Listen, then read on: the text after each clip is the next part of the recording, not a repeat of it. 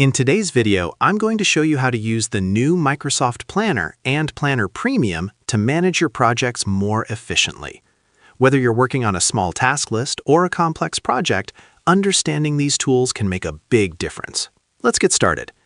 First, open your browser and sign into your Microsoft 365 account. Once you're in, go to your apps and open Microsoft Planner. Now, to begin, click on New Plan. Here, you can choose to create a basic plan or a premium plan. A basic plan gives you all the essential features like tasks, buckets, and team collaboration. But if you want more advanced control, the premium plan unlocks powerful tools. You can also choose a template to get started faster. Templates come with a ready-made structure, so you don't have to build everything from scratch. Once your plan is created, start by adding tasks and organizing them into buckets, just like a normal workflow. Now, if you're using Planner Premium, here's where things get more advanced. One of the key features is the timeline view.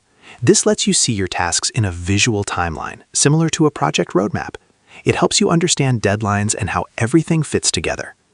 Another important feature is task dependencies. This allows you to link tasks so one task depends on another.